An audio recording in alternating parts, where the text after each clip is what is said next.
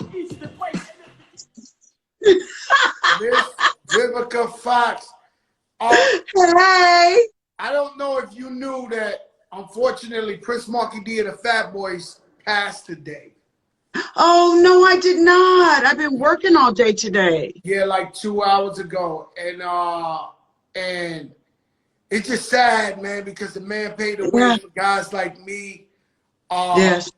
He's a living legend, and I know I had you coming on, and we coming on here to have fun. We still gonna have fun, but I gotta let the people know. You know, the thing about this show, the big show, welcome to the show, is that it's daily, and with everything that's going on, it just moves every day. It's like a different thing. It's like it's live. We're live. No doubt. We're live. So listen, you know what I mean? So, you know me. I know how to go with the punches. If you want to do a tribute to him, I'm just saying. Recently, Mary Wilson passed away. Yes. Right. And so I guess how you felt about Mary Wilson, how we feel, it's how I feel about Prince Marky D dying. You know, he's you know, we had these jams. I grew up in the Bronx, and then we'll go into me and you, but I just want to paint the picture. So we were kids in the Bronx. We'd be playing basketball, softball, whatever. And every night, so the cops won't catch him, they'll bring out this music, these sound systems, right? I believe they got that from Jamaica. They bring all these speakers, and it would move from different playground to playground. And the way you knew, they would put this music on real loud. And I don't know if it was just my hood, but it always started with fat boys. Fat boys. And it would ricochet off the walls. We would drop our baseball equipment, our basketball. Everybody would just go over there like an exodus, like Jesus was coming to the music.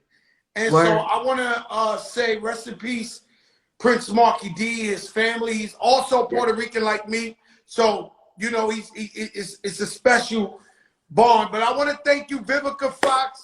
I'm sorry for bringing you in here on a sad moment, but I've been looking for you. This is a big show, and I've been looking for you. So wait a minute.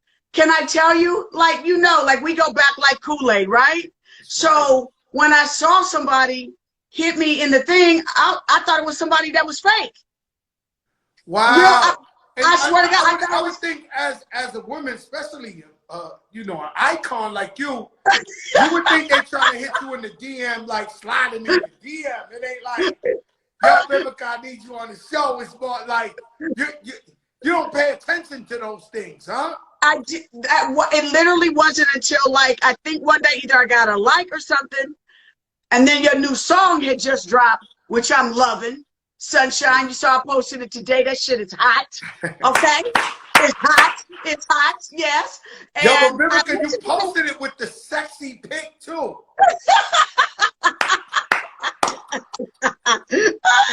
I did. Wait a minute. Let me see the picture. Pull up the picture. Because my girl that's here, Kia, helping me out. She helped me pick the picture, real talk. So she's like, oh, yo, this is how Vivica coming on the show tonight? Like, no sexy vibes? Like, what's going on out here, man? Yeah, no, I am not in a white swimsuit looking like in Miami. But here we go, y'all. Look at that picture. Oh, yeah. Look at that right there. Okay? That's hot. That's hot. No, I love this picture of you, Joe. I love this picture of you. I love how, like, thank you, baby. I love how, like, your eyes and that whole feeling look. And then the video. We was on vacation in Turks and Caicos. And Khaled's personal videographer or photographer, Ivan Barrios, he got like a fascination with you hiding behind the palm tree leaves. So everywhere we go, he'll be like, yo, stand by the tree. Like, you know, like you hiding in the tree. Right there. And then when we came up with Sunshine, I said, yo, that might as well be the cover. And and so we did that because everybody been depressed. Everybody's been losing people. Everybody been losing their jobs. And so I wanted to make music to uplift the people. And so, you know, it's similar to like, so if you get a perfect throwback picture one of your friends give you, we normally would throw it up, Throwback Thursday. Right. But what if you want to throw it up on Monday? Right? It don't rhyme. So no. So what about Memorable Monday? But my Memorable Monday. So my thing is like, so when we put out the record, The Light, it feels like a spring, summer song. Yes. But I was like, no, we dropping that shit in the winter. We don't care. We need to bring some sunshine. We need to bring some light into life. And that's why we dropped that song the way we did. No doubt. Can I tell you when it came out? And what it reminded me of, it reminded me like the super glory days. Like, you remember Miami, the Versace days, when it was like the boat rides. And I love that you're not afraid to wear color. You know what I mean? And you was with Puff, like, it was fly. I mean, I know you instantly shot up, didn't you? Right? Yeah. It's doing great. It's doing phenomenal, man. It's actually, so it's moving like my biggest record ever right now. Good. You deserve that. It's crazy. It's crazy that you and me are able to do the things we love, and at this age too. Right. And you, what I've noticed about you, besides the fact that your work ethic is crazy, I've been feeling like you in a race or something. Like you executive producing TV shows, you do TV shows, you do the cocktails, you do the what is it about right now that got you working so much, so hard, and you like all over? Yeah. What is it? Is that conscious, or you just going like? What is it that you just been working nonstop recently? You know, I'm having an amazing resurgence in my career. You're right. I am. And I think it's because of my team more than anything else.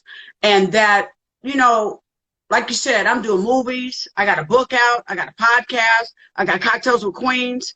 And most of the time in Hollywood, I am very proud to say I'm a woman in my 50s.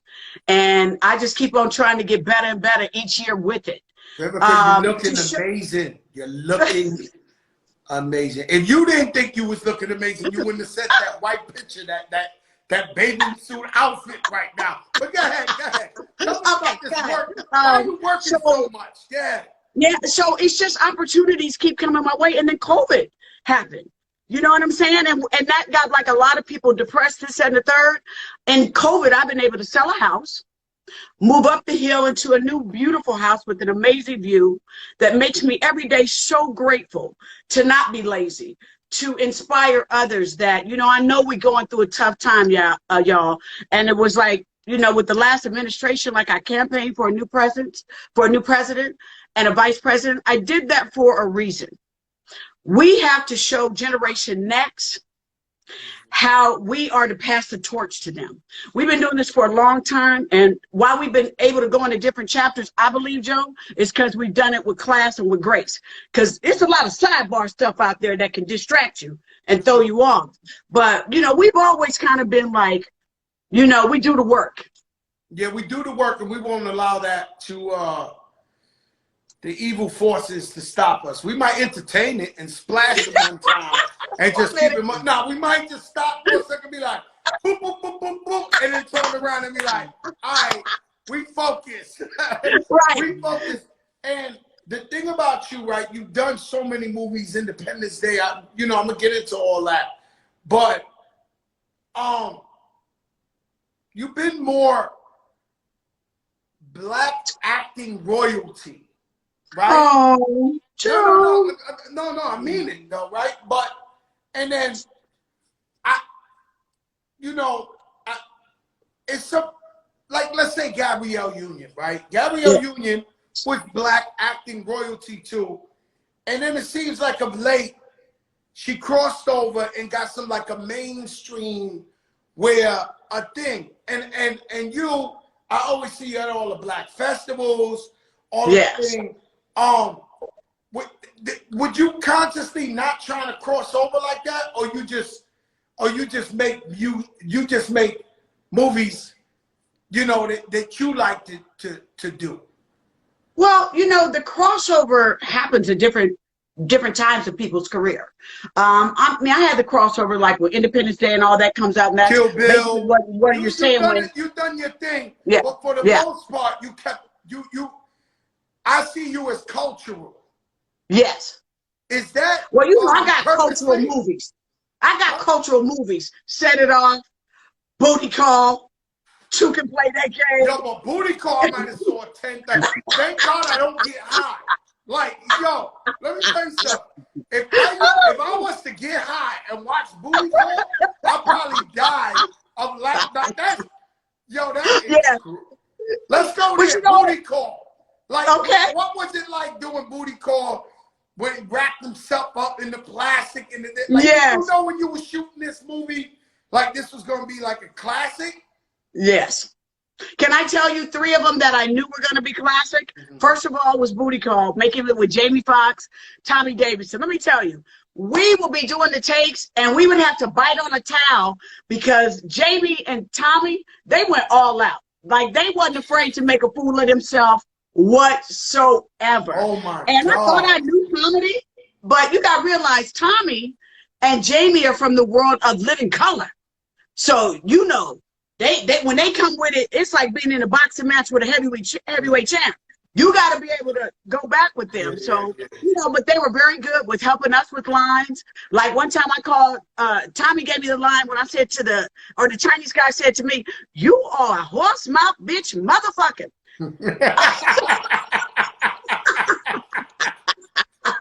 I thought we died. But all the scenes, Tommy, he didn't mind wrapping himself up in the plastic. Like, it was just, I've made classic. Then when we Set It Off with Latifah, Jada, directed by F. Gary Gray. It's like really a classic. Yes. Like really, like, you know, Godfather. You know, it's so you at home in one good Sunday and you want to watch Set It Off. Like, I mean, no doubt. And then you got Latifah, you got Jada Pinkett. Yeah. And what was and Vivica Fox. Yeah, exactly, and Vivica Fox, of course.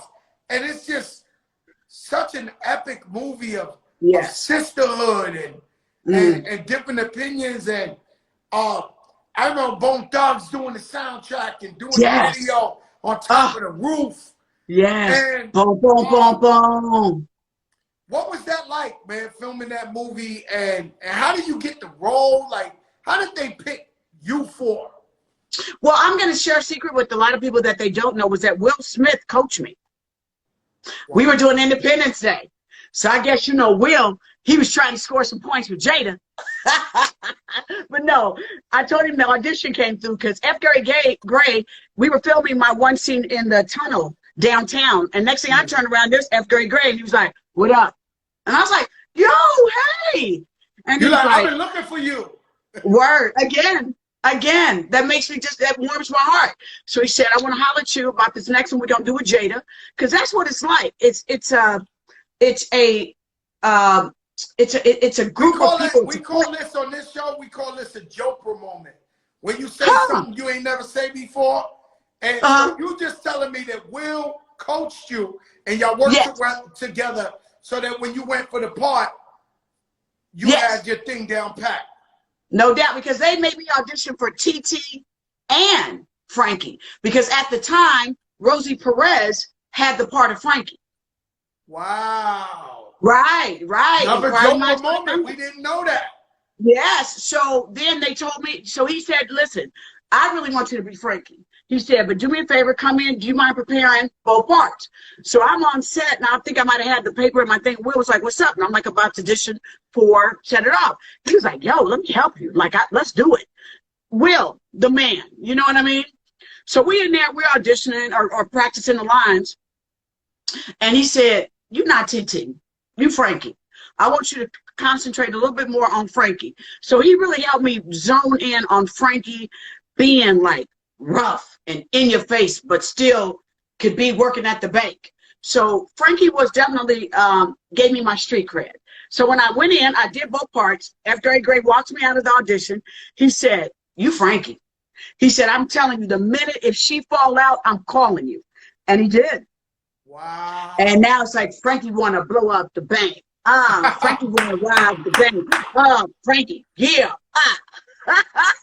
Yo, you want to know what's crazy What? is when Spike Lee asked me to try out for night school, right? I had to audition. So I swear to God, I'm on the plane. I'm on JetBlue Mint, headed to LA to audition.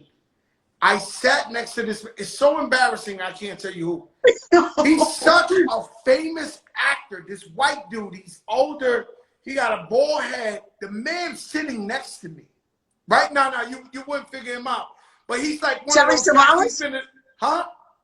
Telly Savalas? Not Teddy Savalas, not Bruce Willis, Oh. not that old, but Okay. you know this guy. We've seen him in a million movies, right? Okay. The guy sitting next to me while I'm going to LA. He starts talking to me, Fat Joe, what's up?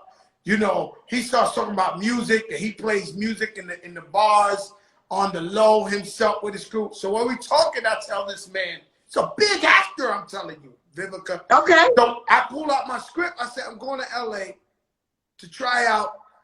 Oh no, for She's Gotta Have It, right? But for She's Gotta Have It on Netflix. Yes. But Spike Lee, the man reads the thing with me and he says, you gotta read it like this, like that, like that. He said, Spike Lee is asking Fat Joe to go. He wants you to do the Fat Joe, but with a little trick. And the man coached me on the play. This is a famous actor. I don't remember his name. Oh, and the man dang. helped me get the part. That's dope. But like I'm saying, look what Will did for me. Like, Will was like, you're going to get this. But that's what actors do. Or that's what good people do. Can I say that? That see something, he must have saw a desire in you. Will, he knew I was climbing the ladder of success and knew that that was going to be next. And, I mean, I remember when we did our scene. And you never look back. At all. And you stay looking beautiful. You stay on top of your game. You stay Gotcha. pioneering. So now you're like a real boss because you got some type of deal with Lifetime where you putting out these movies now. Now you really, that's why you up in them hills. You know I know. You up in them hills now. You got that house up in that hill because you producing the movies now. Right. Yes. And what you I'm grateful. it. No doubt. You know, I love what I do. It's always great when you can do what you love to do in different chapters. And I'm grateful to Lifetime. Lifetime was the first network that after Kill Bill gave me my own show called Missing. I played a detective and I filmed that up in Toronto. It was great. Then Lifetime was the first one. Then it was like we got the boy show where I was making it rain with the boys every Wednesday, Vivica's Black Magic. You know, and then when that didn't work out, then it turned to movies. My wife won't turn off that channel. That Lifetime, it's like, I've seen every ex-husband kill their wife, try to collect the insurance money. Like, yes, all that. Fake the deaths. Like, that's the Advance All My Children 2021 or something. I mean, it's crazy. And I see you work with the jail guy. What's his name? Jeremy? Oh, yes. Let's talk about that. True to the game. Let me tell you, that you know, I have a tendency, I didn't have some fabulous co-stars. I've been very blessed to work with the best. But can I tell you one thing that I love about Jeremy, that when he came on screen, True to the Game was his first movie. He had never acted before. He had been modeling. He was over there, you know, ripping the runway. You know, he went from Prison Bay to That Bay to marrying an heiress, having a baby, to now he's an actor. And so the first time we all saw him on screen, he just had that it factor.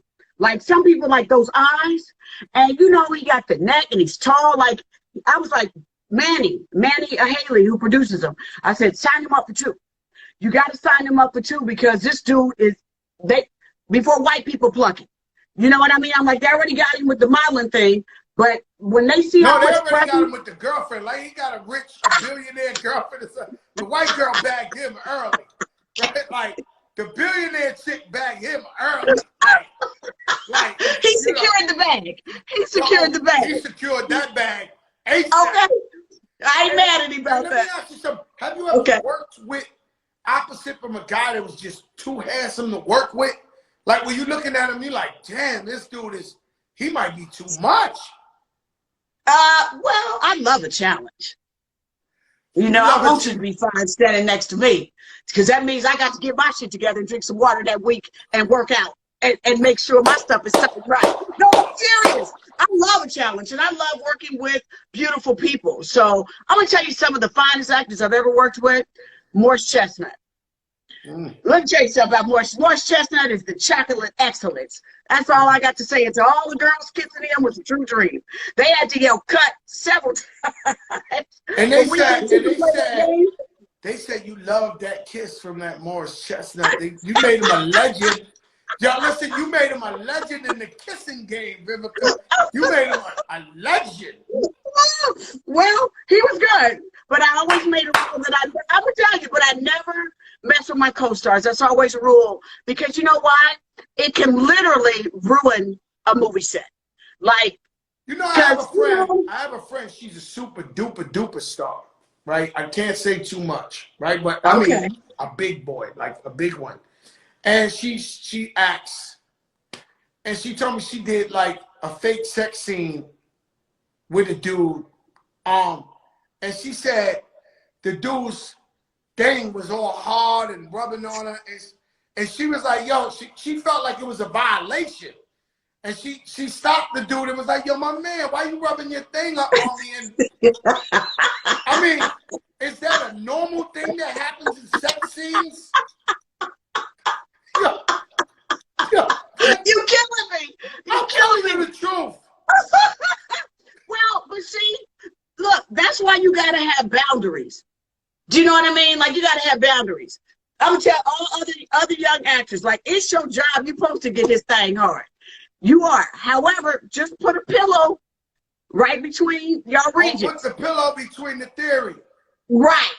So you know what I mean? So then that way, if it happened, it's like a dog humping on the leg, and you protect it. Yeah, that's smart. Like, she should have did that. So, she said this dude had that thing rubbing on her arm. She sat down in New Orleans. She was like, yo, listen, man. This guy rubbing this shit. I had to stop him. Like, yo, my man, you trying to get off on me? Like, that's active. Like, you have to make sure, like, when you do kissing scenes, whether or not you grant a person permission to put their tongue in your mouth. Like, I discussed that. That's just communication. Because not everybody do you feel, because when you do the tongue in the mouth, to me, it's very intimate. You know what I mean? Because most of the time, it's a kind of air kiss, it's choreographed. You know what I mean? But if it's somebody that, like, you want it to look like boom, boom, fire, then you got to have that talk. And then make sure somebody got fresh breath. Oh, don't man, if they ain't got fresh breath, it's over. Right. Okay, it's a must. Like, you got to have a dude with fucking Tic Tacs on the side. Like, yo, stink breath is the worst shit in the universe. It is.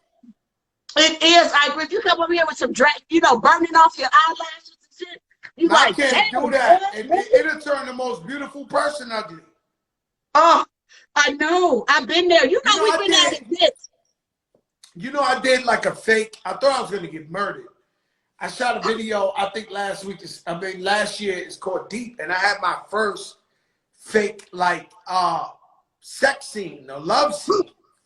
Yeah, I shot the video, and I ain't gonna lie, I was nervous. I didn't think I would be nervous, but I was nervous.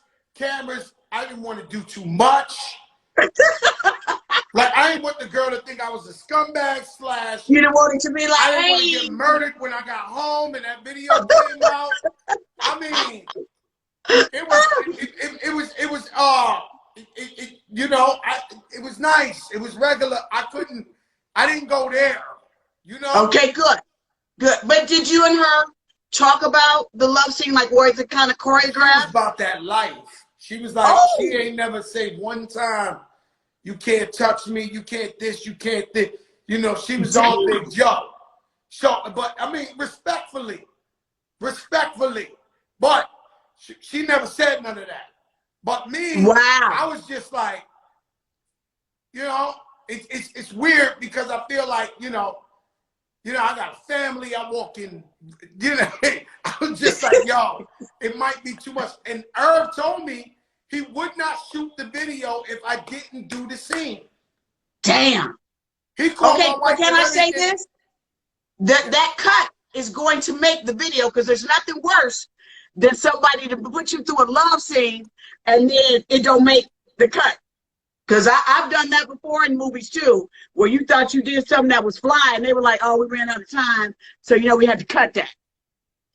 So you better make sure that makes it. Nah, it's in the video. The video been out for a year, but okay. I've been in plenty, but even like, let's say night school, right? When I had the opportunity to do night school and it was Kevin Hart, it was Tiffany Haddish, bro, I learned so much being in that movie. They was going at it like, who's the king of comedy? Oh, yeah. And then the finished product was dope, but there were so many takes. They were like, I guess they wanted to make it like PG-13. But if they would have did the R version, the rated R, that shit would have been a classic for the rest of life. And I had the opportunity to sit there and I was like, wow, you could do that? You could improvise like that? Wow, I was just learning, soaking it up. Like, who are actors you worked with that you soaked it up and you was like, wow, I didn't know you could do that. That's dope. Ooh. Well, I'm going to tell you, when I did the show with Larry David, what was that show? Oh, shoot, did everybody love it? Curb Your Enthusiasm? Curb Your Enthusiasm, thank you. Okay, that's all improv. And, their style of comedy is different than black people's style. Black people, we just go murder each other with the jokes. Curb Your Enthusiasm was creative, and he always used to tell me, don't try to be funny. Don't try to be funny. And I would be like, oh, okay, but we are doing a comedy, right? So I learned to just be queen of reactions. Yeah, his thing is dry comedy. Yes, exactly. No, exactly. I love Curb Your Enthusiasm. His thing is dry comedy. It's like, you'll get it later. Yes, right. It's just different. I'll tell you some funny thing happened to me. That happens in Curb Your Enthusiasm all the time, and I should have known better. So I'm going up to have a meeting with some executive, like a boss, right? Some lady, I never met her before. So I'm on the elevator with my mans, and they're like, yeah, what floor? I'm like 14. And I'm like, man, I hope this bitch, I'm on the elevator. I'm like, I hope this bitch, man, because, I don't really give a fuck, man. I'm coming to see this bitch today over there. So I'm talking like hood on the elevator. Problem is, there's a female on that elevator, right? She gets out on the same floor as us. Oh, shit. And when I walk in the office, it's the girl that I'm going to meet. Well, woman who's an executive. And the first thing she did when she said that was my Curb Your Enthusiasm moment. She was like, oh, I guess I'm the bitch that you know. And I'm like, no, I'm sorry, that's how the guys kick it. Yo, I learned from that point on, I don't give a fuck who's on that elevator. I'm like this. Right, how you doing? Right. And that happened a lot with Larry David. That happened a lot to Larry David. Curb Your Enthusiasm. And and so what do you want to do, Vivica? Because I see you chasing this dream. I see you chasing this legacy. What do you want it to where to end up? You found a way to maintain being beauty all these years. You found a way to be relevant. What do you want to do? What do you want it to end up when we look back at Vivica Fox 10 years from now? And what are you trying to do? For me, I just want to leave work that you guys can be proud of. That whenever you know that it is a Vivica Fox production, that it will be classy. That you'll be like, this is my girl. I know it's going to be good. I know the actors are going to look good. I know the portrayals of the characters are going to be good because I care about what I do. I do my best not to put out junk. And I just want to have a legacy that, y'all know, like Cicely Tyson said before she passed away, that y'all know I did my best. So I'm about to head to DC at the end of the month for a new chapter. I'm about to become a director. Oh, you're going to direct now? Yes. Tell us about that. What's this movie about? Wow, it's going to be on BT. I can't give you too many details because I don't want to kill them. But yeah, it will be my directorial debut. I'd love to come back once it comes out because every year BET gives 4 women a chance to do directorial debuts. And it's part of their HERT campaign where they deal with things that affect the women, especially the African American community, things that we don't like to talk about. Domestic violence, breast cancer awareness, mental illness, homelessness, you know, that we just have to learn that we too go through stories that, you know, we have been the backbone of our families for a long time, and it's okay to talk. It's okay to say I need help. It's okay to say that right now I'm not good. And so I'm glad that a person, especially I'm gonna tell you, Joe, something about my career, that what I'm happy that right now is that I'm finally happy in my 50s in the skin I'm in. I used to always think that I had to be fucking perfect. I did. And so I was afraid to tell y'all. I feel the same way. Word. No, yeah, I was feel afraid the to same tell. way. I feel like y'all ain't got to be young. You know what I tell them? I tell them this, right? And let me talk about what I was gonna say first. One thing I've studied in women is that women are the backbone of the family. Whether they have a 9 to 5 or they're housewives or they're raising kids, they always put their family before them. Yes. And before their needs and before their thoughts and what they need, it's always them. It's always the family. If I caught COVID, God forbid, my wife would worry about making sure that I'm safe. Yes. I wouldn't even worry about her catching COVID. You know, and it's something that, you know, I've noticed that women need to just think about themselves sometimes too. Because they just put everybody before themselves. Yes. And well, it's our nature. Huh? It's our nature. No, it is. And so I tell them like this, Vivica, for people like me and you, right? They say, Joe, you're putting out this music and you know, with everything, right? I think little less when you can help me with it, because it's obviously something, because you maintain how beautiful you are. You make sure you don't get out of weight. You make sure you straight. So I'm sure there's a form of ageism in television and movie. Yes. And in music, it's super ageism. So it's like, no, I'm telling you, it's hip hop.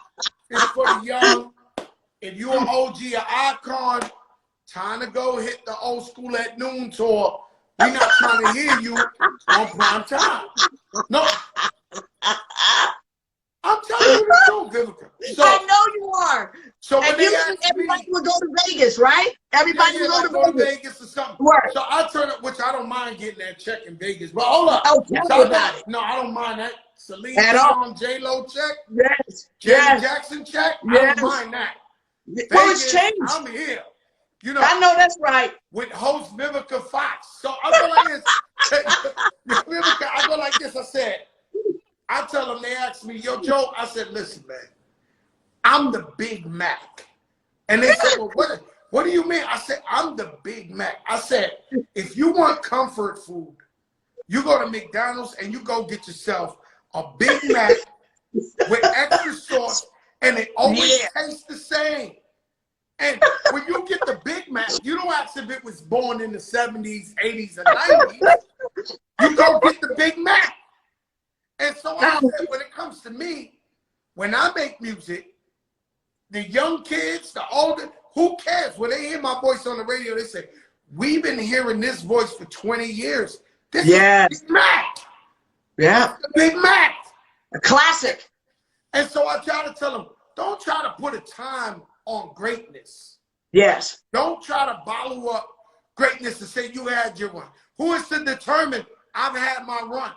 Who is to say I am not Dionne Warwick, who started in the late 40s? Who is to say I am not Tina Turner, who had her first hit at 48, or Carlos Santana, who had his biggest hit at 50.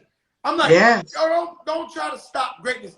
Even though I'm not gonna lie, the record is really blowing up. But I'm trying to lay the groundwork for the little Uzi Verts, the little Yachties, all the guys coming after me, so that when they become 40 years old, they can say, and when they try to stop them, they be like, yo, Fat Joe put out that Sunshine 221, and it was popping.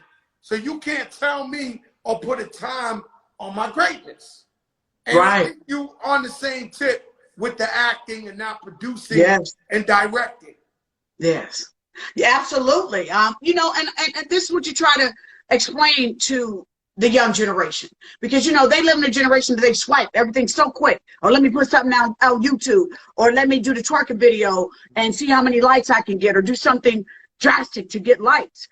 A career has longevity.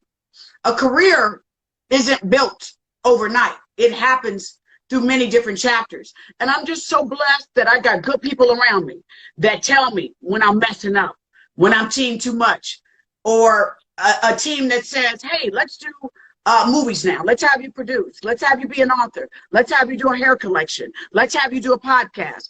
I have people surrounded, a team surrounded by me that are looking at the longevity of the career, not just a moment. You know, it's crazy. I had Cheryl Coco from SWV last night on here. And she, you know, I grew up in the same projects as her, the same block. What?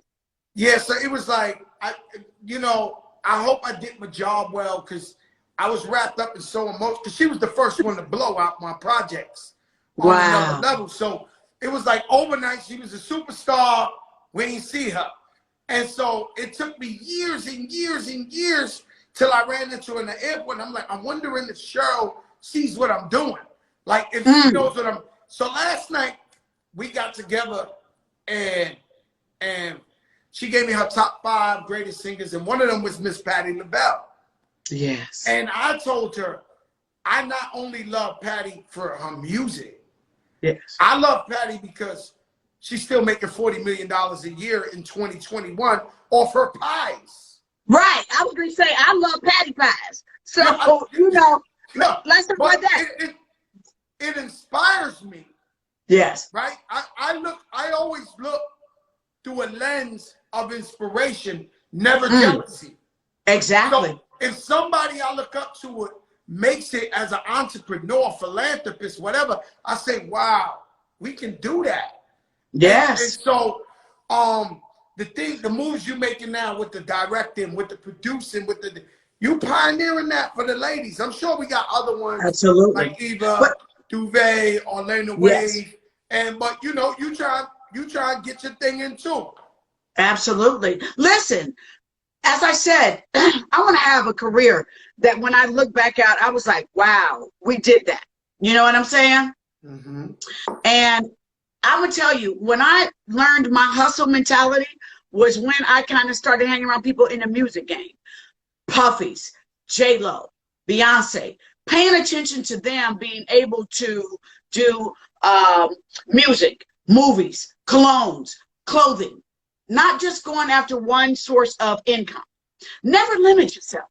You know, so like with me, when I did my hair collection, which now I'm about to celebrate 10 years of being in the Vivica Fox hair collection, I got teased. They said, oh my God, when the check stopped coming in, now she's selling wigs, not knowing that the hair collection is $1 billion a year franchise. So I was like, wow. And as much money as I spent on wigs and weaves, I was like, yo, check it out. Let me get back some of that pot. Some of that pot. You know what I'm saying? And that's I work 3 days where I go do the photo shoot and I promote it all year. It's like, and then the brand of Vivica Fox keeps growing. That then led me to be able to say, hey, when I do my movies, if y'all can't afford the budget for the clothes, for us to look good, I'll chip in on the wardrobe. You gotta spend money to make money. That's an old saying from back in the day. You already know that. And you gotta not be afraid to invest in you. I mean, you only saying what I say every night to people. You know, I'm independent. I pay for my videos. I pay for my radio promotion. I pay for Wow. to make it. I pay for everything. I've been like this for like 16 years. And even at a time when I wasn't doing as good as I am, I would go overseas and do a tour for 2 months, come back with the money I got, and invest it in my music and my videos to make more. And some people don't realize you have to invest in yourself. Absolutely. Nothing's free. Nobody's going to come hand you nothing. You got to invest in yourself, in your brand. I mean. And can I say this too, Joe? Especially once you get older. Because the studios and everybody's like, oh, well, you know, your draw may not be what it used to be. Like they try to tell you, like, women my age, oh, normally we would be put out to pasture. You have nothing more to offer. You can't get it, and don't nobody want to give it to you. Psych. Because right now you see these baby boomers finer than ever, from Jennifer Lopez to Jada to Latifah to Vivica to Toni Braxton. Did you see Toni Braxton walking the other day in the drawers and the shady blonde hair? Yeah, I see Toni Braxton a lot. I'm a big Toni Braxton fan, so I know all about her song with her. I'm big on Toni Braxton. Right. Like so you're seeing these. Toni different. Yeah, okay, well, come on back. Come on back, because you're about to leave us. You're about to leave us for just a second. No, Toni's different, man. I'm telling you, she's aged super gracefully. Yes, I know. I love Toni. You know, Toni was the first one that showed up and was like, I'm just going to have a strap here and then over here. I'm going to have a leg showing. I'm going to have a leg showing. Yeah, yes. I'm going to come out feeling good about myself. Yes, and they can sing too. That was beautiful. Of course. You know, so, but I was going to say, think about for us. So we're getting older, like that now we're able to invest in our own careers and then have resurgence. Everybody's like, yo, I'm feeling you. Look at what Beyonce did. Beyonce, they didn't want to give her the kind of album she wanted. So what did she do? She said, I'm going to go make my own album, make 14 of my own videos, and I'm going to drop it at my own time. You're not creatively going to tell me where I'm at. I'm going to show you where I'm at. No, that's a fact. You know, I had dinner one time, only one time, and I don't want to name drop, right? But I had dinner only one time with Mickey Rourke, right? Oh, yes. So okay. It was me, a bunch of Italians, and Mickey Rourke in Miami. No, I'm telling you, this was some gangster shit, right? But he was there. He knew one of the Italian guys, and he was talking, and Mickey Rourke, remember, he was so handsome when he was young and all that. Yeah. And then he started saying that he dissed certain people, so they blackballed him from the industry at the time. Okay. And then so I guess he grew up as a person, made amends, made good for what he did. And the next thing, 5-10 years later, I see him starring in like Iron Man or some shit like that. And then he did the movie The Wrestler. But he humbled himself and he made good with whatever he did. And so a lot of times you gotta, you know what I'm saying? You gotta relationships out. Yes. And I remember having a dinner with him, and I'm talking about some real guys. And he was saying, I'm gonna tell you, he said he disliked the LGBT community. He said he straight up said it, right? And he said he was wrong in front of like 10 macho guys at a table. He was like, I was wrong. I should have never did that. And you know, they ain't liking that, and that's why my career went down for me. Oh, they can kill you. Oh my God, trust me. I went on the show when I had Vivica's Black Magic. And they asked me what type the show was, and I just wanted to say the show is called The Ultimate Ladies Night Out. And somebody was like, oh, so it's not this, this, and the third? But Joe, let me tell you something. That day, that community blew up my phone. I remember I was headed to the spa to go get a massage because I had been working so much. I stopped, parked in the parking lot at the spa, and I answered every single one of them. I was like, that was not my intention. I apologize. Because, you know, you have to own up to, you know, we all make mistakes. Everybody make a mistake. You understand what I'm saying? But a person that's a quality person will say, my bad, that's not what I meant. You Especially in can't this industry, you've been having stylists and hairstylists. yeah. And you've been dealing with people for years, and they love you. And if they take it the wrong, if it's 2021, they'll clickbait you like a motherfucker real quick. Like Vivica said. Right. And then the people, and it's that one clip. The people you know that are your family members and are your friends, it's unfair to them. You know, because they be like, damn, man, this is why would he say that? Or why would he say that? And so it's very important to be careful of everybody else's feelings. Yes, you know, and just, you know what? I mean, we live in a very hypersensitive time right now where, like you said, everybody's trying to get that clickbait. So, you know, I think it's unfortunate, especially for us as celebrities, that sometimes somebody will get you on a show and they're trying to click you into that. And I'm going to tell you something. It made me for years be very guarded. I used to not like to do radio. I used to not like to do interviews because I was like, y'all forgetting I can act. Y'all so concerned about my damn social life that y'all forget my talent. Y'all forget how y'all got to know me because y'all caught up in that. So for the longest time, that's why when I went and did theater, I had to reestablish myself as an actor. I took it, you know, that they was more concerned about my social life than my craft. So I said, you know what I'm going to do? I'm going to go and reinvent myself. So I went and I did the theater, and I did some plays where my character's face got cracked. I was ugly on stage, had a wig on backwards, no makeup. And everybody's like, oh, my God, I forgot how good of an actress she was. So then I slowly got to rebuild the brand. I always had my hairline that never went away. But then I was able to start getting movie roles again, start getting television shows again. Then came Empire. Now, you know, then came my talk show. Then came this. Now came that. Now everybody's like, damn, you everywhere now. But I had to have the courage to look at myself in the mirror and say, Vivica, what are you doing that people are looking at you sideways? What did you contribute to that? So let's get back. Let's do the work. And you're going to have to reestablish the brand. And that's why I'm here now. It was a hell of a journey. I ain't gonna lie. There were some days that I was clapping back and being team too much. And now it's like, okay, she's good. Now I've been places, Vivica, right? I went, you know, I went from having the #1 song in America to getting into this tax case where I went to jail for taxes, even though I'm telling you, I did everything in the world, every crime you could think of. I wasn't guilty of this, but I went to jail for it. I had to pay all this money back.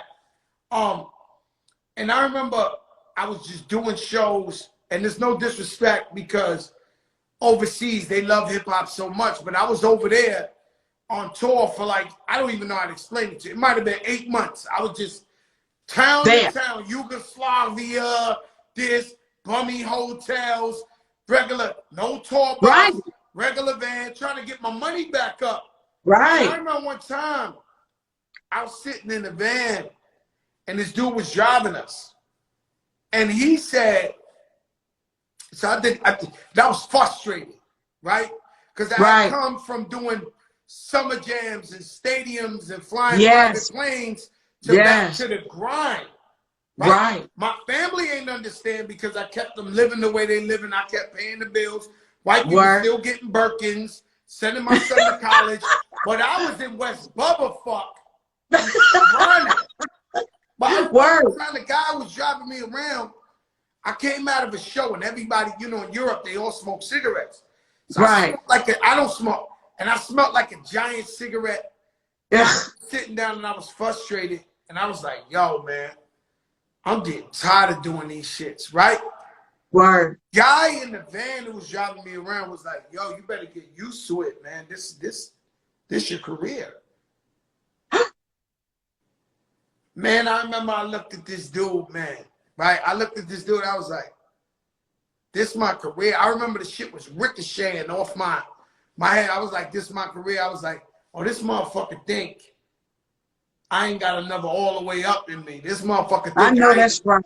He think I ain't coming back like I'm coming back. So I listened to him. I was like, all right, my brother. I said, do me a favor. I told my man Sia, who I did all the tours with. I said, you'll see, make sure this guy don't work with me no more, man. Get him out of here. I know that's right. He don't believe in me. Get him out of here. Get me somebody else. The next day I had somebody else. But that always stood in my head. Yeah. That somebody would say that to you and they count you out. Yes. And the point is, you got to believe in yourself and never count yourself out. Period. That's it. Yes. Yes. I'm telling you. And can I tell you, that takes it back to the beginning of our conversation when you said for women, that women have a tendency sometimes that they take care of everybody else, that they forget to take care of themselves. I went through that too. That was another that I said, I gotta have seasons of shed. All of you negative motherfuckers, y'all gotta go. All of y'all taking y'all off of my nipples right now. Because y'all dragging my nipples down and I'm not doing it no more. So I'm for real. So when you see me now looking the way I do, it was because I said, like I said, I looked in the mirror, me. How you looking? How you living? You looking sad. You depressed. You frowning. Come on, snap out of it. That ain't you, B. But I had to do that. And so those doubters, those people, because misery loves company. Like that dude that tried to tell you your career, this is where you at in this shitty hole right now. This is you. You was like, wow, no. But it stuck. Some people would have took that and stayed there. So, you know, it takes a strong person to believe in themselves. And so that's why we're here now to pass on the generation next. Like, look, you might be having people throwing money at you. You're doing stadiums. You're doing, especially COVID, crippled everybody. What you going to do this next? What you got next? Because there's going to come a time that you're going to get older. Somebody else is going to be new. Somebody else going to be smarter, prettier, whatever, handsomer, better body. It just happens. But what you got next? And I'm never a hater. I'm a congratulator. So if somebody come new, I don't try to beef with nobody to sit there. You know what I try to do? I try to make money with you. Yeah.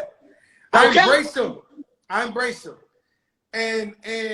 And people wonder why the young rappers and the OGs really don't have a better relationship. Is because we got to learn to embrace the youth. We got to learn to salute them and be happy that they're not out sticking up our mothers at the gas station. Woo!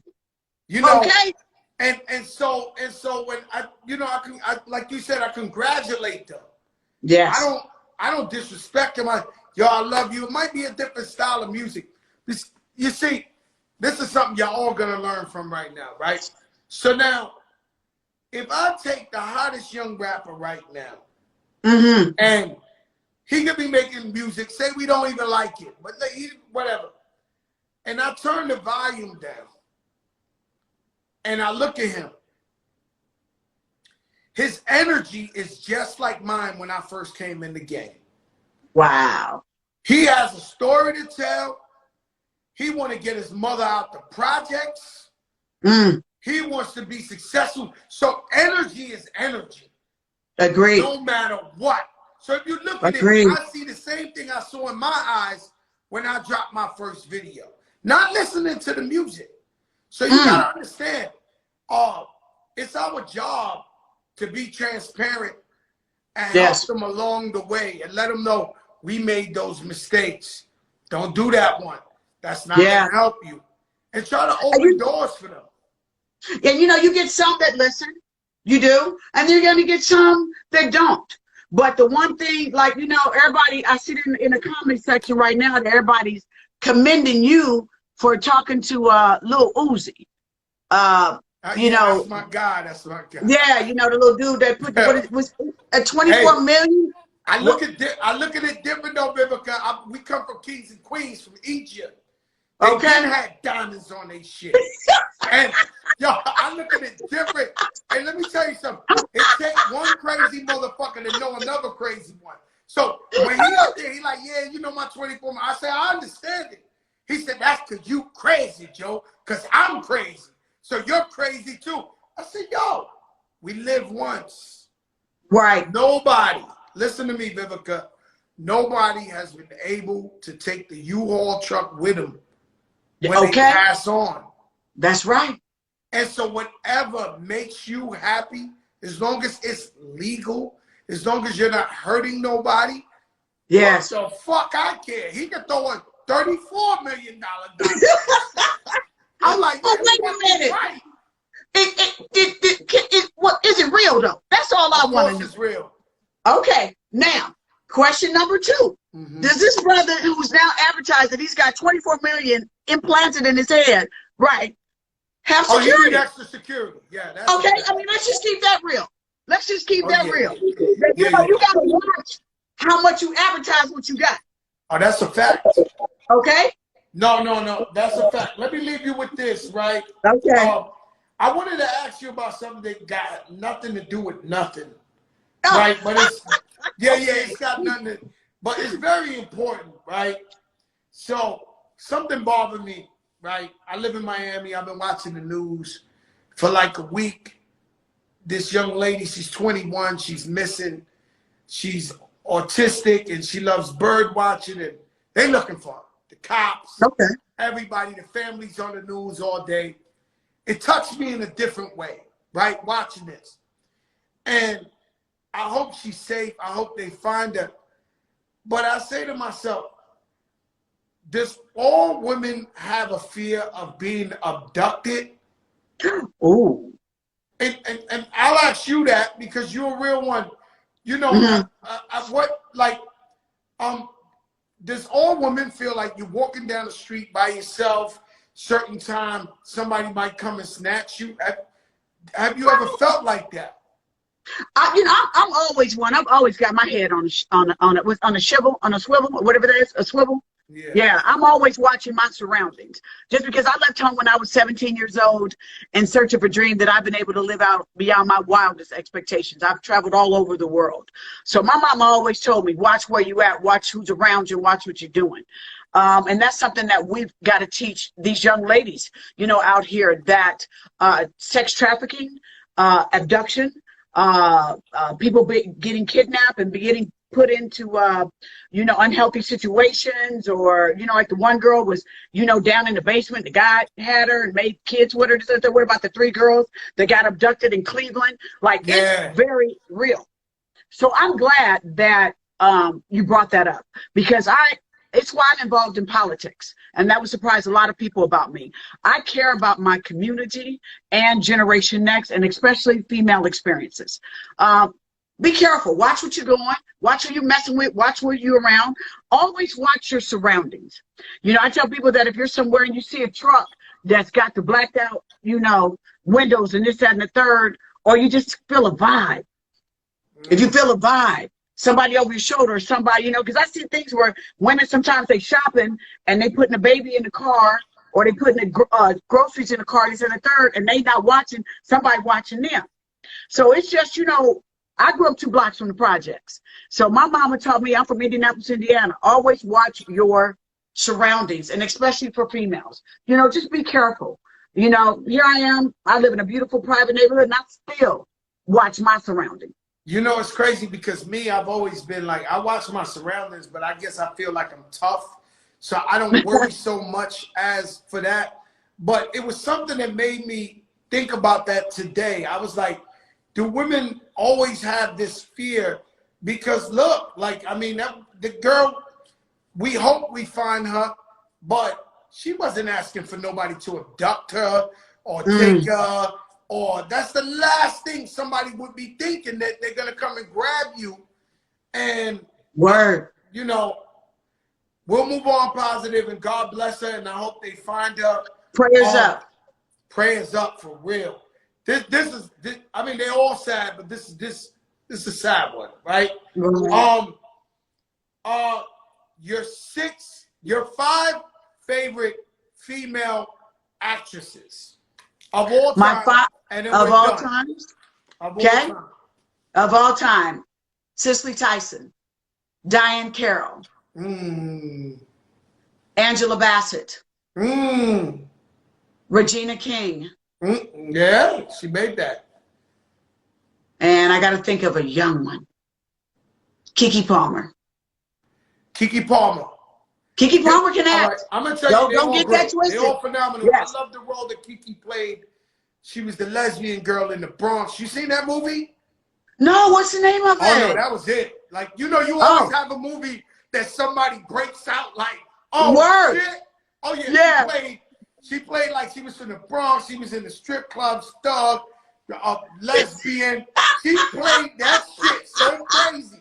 Like, hey, can I tell you before I go? I have a new show that's premiering tonight, wow. where we let African American filmmakers have a platform to showcase their films, and it's on Fox Soul, my show that I do, Cocktails with Queens. So a little bit later tonight, y'all, 10 o'clock East Coast, 7 o'clock, please watch The Screening Room.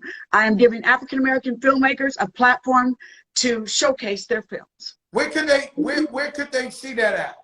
They can see that on Fox Soul YouTube channel. Yeah, and they say the movie Kiki did is called A Pimp. But let me tell you, I'm gonna tell you something, Vivica.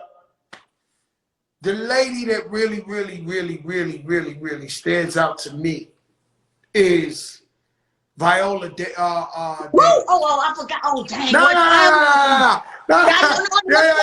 got yours. If you want to give me 10. Yours, I got mine. Okay. Who's your 5? Wow. I didn't want to do that. I mean, come on. I gave him my 1. Oh, shit, that's hard as hell. Viola Davis is 1. Yes. Man, it's so many. That's hard. I wasn't ready for that. Fox come out your mouth. Huh? Vivica Fox is always in there. Vivica Fox is always in there. Ruby Davis. It's so many I can't even. And my thing is so. What's homegirl? She did the white girl. She did she just had that series where her husband killed his mistress. Homeland? Nah, what's her name, man? She's amazing. She's amazing. When homeboy killed his side chick because she was gonna tell his wife. Man, I love Taraji as well. Yes. I love Taraji as well. Nicole Kidman. Yes, Nicole Kidman. Yes, she's like, good. Charlize Theron. Charlize. Was it Charlize? Charlize Theron. She's from South Africa. Yes, she's you good. Know when she played that role? Monster. You see this? Right. Shit she won an Oscar. She won an Oscar for that. Yes, she did. I didn't know that. Yes, she won an Oscar for Monster. Nailed it. But you know, that's what you want. Those are the kind of roles that you want as actresses. You know, you didn't even see her. She got the prosthetics with the mouth. She looked ugly as hell. You know what I'm saying? Can I tell you, for an attractive actress, that's the only time that they take you seriously as an actress. When you get ugly. You said you did the stage. Yes, the stage you did play. Broadway, and you was ugly on purpose. Yes, you have to. That's the only way they take you seriously, because everybody thinks when you're attractive that everything is just roses and easy for you. And so next movie, I gotta wear a mask because I'm too fucking handsome for this shit right here. This is why they ain't been giving me my props. This is why they ain't been giving it to me, Vivica. Vivica, we love you. I don't want them to give you a love scene so you're uncomfortable. How about that? Listen, or let you deal with your wife. Man, I was very uncomfortable. We love you, Vivica. I thank you for coming on here. We appreciate everything you have done. We watching, we supporting. Keep doing it. Keep rising to the top. No doubt. Much love right back at you and your family. You know, keep making it do what it do, brother. Until next time. Thank you. Bye-bye. All right, bro. Bye. Vivica Fox, and you don't know who I know, God damn it. I keep telling you, you don't know who I know. This is every night. The pressure is crazy. Every night I won't stop. I'm not going to stop. And I know this is the biggest shit smoking. This is the biggest shit moving. Don't play with me. This shit popping every night. Shout out to Revolt TV every Tuesday, 10 p.m. Eastern. Shout out to Sriracha, much finer vodka, fan Mio, FANMIO. If you want to connect one-on-one with your favorite artists, athletes, this is the biggest shit moving. Nothing's bigger than this. And we honor them. Because every day, daily. Every day. Some people film their shit once a week. This is that we honor them every day. Rest in peace, Prince Marky D. Now, Prince Marky D, the Fat Boys were pioneers. If you've seen the movie Crush Groove, pioneers. Guys inspired big boys like us. The music was incredible. Prince Marky D actually helped me lose weight. When I moved to Miami, Prince Marky D was down here. He introduced me to my doctor, Dr. Gene Nateman, who worked with me and made a regimen for me to be eating right, nutrition, and taught me how to eat. And this is why I came down in weight, and to this day is still my doctor. Prince Marky D is a living legend. He was Puerto Rican like me. I found out later on. I never knew he was Puerto Rican till later. But what a beautiful guy. Shout out to Michael Matt. I know he's on here. Uncle Louie is on here. And I'm going to tell you my regret. I always wanted to bring Prince Marky D on here, and I knew he wanted to do it. And I thought we had all the time in the world. I'm sorry for that. He should have been on here. He deserved it. That's a regret. That's a regret I have. And I'm sorry for that. And I've told him in person, like I tell you, the man inspired me. He inspired hip-hop. The Fat Boys, pioneers, and we love them, man. God bless Prince Marky D. May he rest in peace. Now listen, guys. 50's the new 90. 50 is the new 90. And it's sad to say, Clark Kent said rest in peace to a Brooklyn legend. He's been his friend since the 80s. All right, fuck it. Let's see. Let's see if this guy come on here. Let's see if this guy come on here. Clark. Yo. Rest in peace, Prince Marky D. Could you tell us a thing or two about Prince Marky D that we might not know? I know he's from Brooklyn. You know, he gave me my doctor. I lost weight because of Prince Marky D. Yeah, he told me to lose weight and introduced me to my doctor who helped me lose weight, and to this day is still my primary doctor. Yeah. He was inspirational to a lot of Brooklyn cats and a lot of Spanish cats, because he was one of the first Puerto Ricans to really take it up another level musically. First Puerto Rican rap star. I think he was the first big one ever. Yeah, he was like. And I don't know if he gets that type of prop, because I know Tito from the Fearless Four. I always give it to Tito, but Prince Marky D, superstar. Fat Boys had their own movies. Yeah, for sure. Wow. The first tour me and Dana Dane went on, the first nationwide tour me and Dana Dane went on, was the Wipeout tour with the Fat Boys. So like I've literally known him since teenage years, and he's always been my man. I spoke to him a week ago. Man, such a great guy, bro. Yeah, he's very good guy, man. He's such a great guy. I'm sad that I didn't bring him on his show. It was almost like I knew I could get him at any time because we was always cool. I knew that I was going to get him, but I messed up. You know what I'm saying? And I should have had him on here. Shout out to Stretch Armstrong on the check-in. I mean, we lost a legend, and it seems like I was about to say 50's the new 90. Used to be when the parents and grandparents and people used to live till they was 90. Now everybody's dying at 50 years old. There's a lot of craziness happening in the world, and a lot of craziness happening to just everything. This is a rough one, man, because he's Brooklyn royalty, man.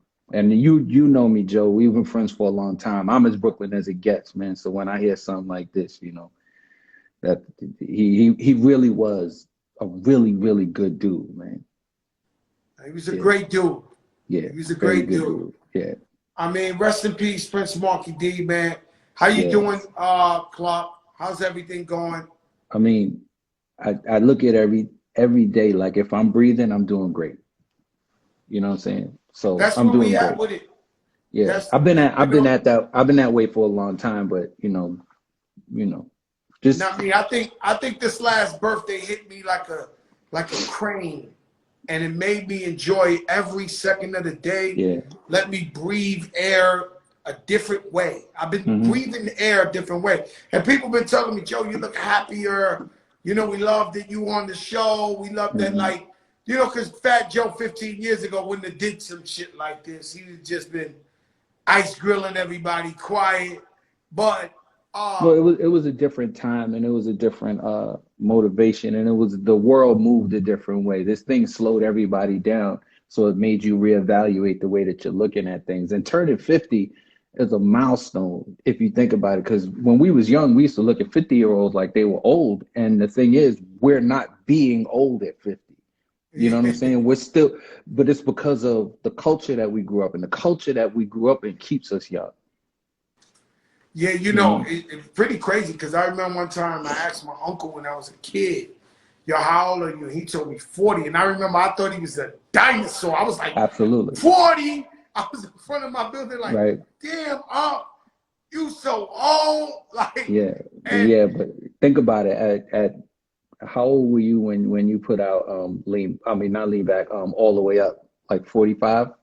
you're like 45 all the Yeah, way up. so we were wrong looking at him like that. But the thing is, Yeah. if he'd have put out lean back, you'd have been like, what the fuck is going on? Why is my uncle doing this? You know what I'm saying? But like now you understand it. It's just the way you grow up. We grew up being in a hip hop culture, and the culture says that if we can still do it, then we still here.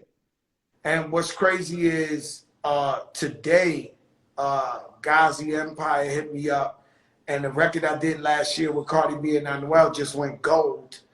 And so we still getting hardware, you know what I mean? At this Yeah, age, we still going gold. We still, you know, all the way up, just went 3 times platinum. You know, we blessed to do what we love to do. You're yeah, always in a happy space always. um, because you blessed to do. You promised me a beat you never sent.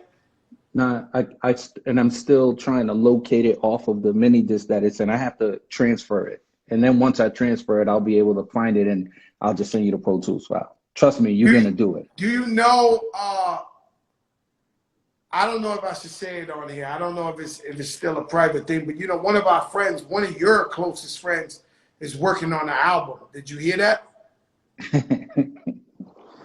Who, me? Did I hear that? What are you Yeah. talking about? So Cool and Dre gave our friend one of my songs that's like phenom. And because, you know, they were so excited to be a part of this album. I was sitting on the couch, happy and mad at the same time all day. I was like, Right. yo, they gave our brother that, but damn. And I keep hearing the song in my head. I'm like, damn, they gave him a boy. But brother, if I don't tell you enough, I love you. Well, Everything you do for hip hop. I love you too, bro. You paved the way for all the DJs. You're still the nicest. You're Thank you. still, I mean, producing. If they don't know Brooklyn's Finest, Biggie's, Brooklyn's, whatever songs you did, Um, Clark.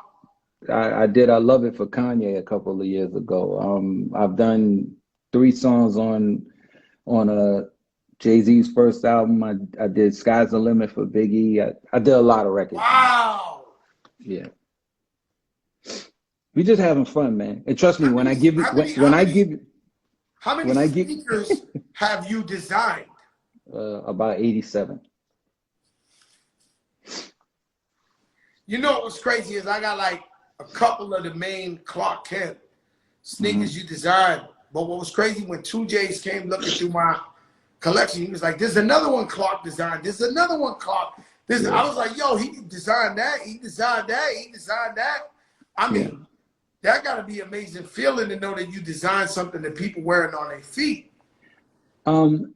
Yeah, as long as to me the feeling is, do you want to wear it? Is if you want to wear it, then I'm happy that I'm working on it. You know what I mean? Because I don't do it so that you could put it on a wall or in a trophy case. I do it so you could, the real trophy of having fly sneakers is wearing them.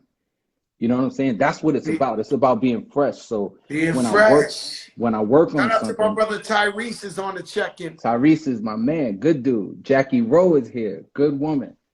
Jackie Rose here? Yeah, Jackie Rose. That's Mike Tyson's sister. I know. We grew up Don't together. talk to me about Jackie Rose. Oh, Jackie okay. Rose told me. I'm gonna tell you, Jackie, you on here? You can tell Clark Kent if I'm lying. Jackie Rose called me out of no. By the way, Jackie Rose my sister. Oh, Clark, don't play with me like that. Don't do that. Sorry, sir. Okay. I mean, but she's known me don't since I play was like with me 16 like years that, old. but at all, dude. Jackie's there with me, right? So, but Jackie calls me the other day and says, "Yo, Joe, you remember this shit? I'm telling a bunch of my friends this story." I was like, "Nah." She was like, "One time I was in Justin's, that was Puffy's restaurant." Mm-hmm. She said she had like $1 million in jewelry. She said Allen Iverson was in there with me. He had even more jewelry. She said, you came in. She said, Joe, you came in. You had like $1 million of jewelry on. Now, she said, we were scared to walk outside because they were telling us the stick-up kids is outside. So, you know, unfortunately, sorry, Puff, the stick-up kids used to be outside Justin's trying to rob people. Not trying, robbing people all the time. So she's told me that. And I was like, dumb? And she was like, yeah, you know, they say, you know, they ready to stick us up. She said I turned around, walked right through them, and said, bloop, my bloop, to all of them. They moved out the way. She said, we walked out of there like nothing, Joe. They just moved out the way. She said, and then you took us to the Bronx, and we partied till like 6 in the morning. And that sounds like Fat Joe. But that sounds like Fat Joe. No, it is Fat Joe. I didn't remember the story, but I co-signed that's something Fat Joe would have done. 100%. 100%. Trust me, I've spent many nights in the back of sneaker stores rolling dice with you till 2, 3 in the morning up in the Bronx by myself. I always respected you for that. Shout out to my brother Pat Poose. Poose. People don't know you was in the middle of the South Bronx shooting dice with thousands in your hand. With killers. Never once did I ever once see you look scared, flinch, nothing. No. I mean, you know, you are who you are in the situations that you are. Okay, my brother. I love you, man. Stay up, Clark. Shout out to your wife and everybody. Thank I'm you, telling bro. Rena you say hi because you always say hi. Yes, please. We love you, my brother. And I'm telling my wife, Joe said hi, babe. She said hi. I love you, my brother. For those bro. who don't know, Clark Kent's wife, what's the official title? What's the title? Holden Interiors. Holden Interior. She did Kaepernick's house. She did. This is a legendary family all around. No. Thanks for the love, you, my bro. brother. God bless you. My man. Bye-bye. And you don't know who I know. And so, rest in peace, Prince Marky D. Trust in God, put God first, through good times and bad times. Today was a very sad day. We lost Prince Marky D of the Fat Boys. I just want his family and anybody who can hear my voice to pray for him because he was such a beautiful spirit, such a beautiful guy. This is the biggest. I'll see you tomorrow, The Fat Joe Show.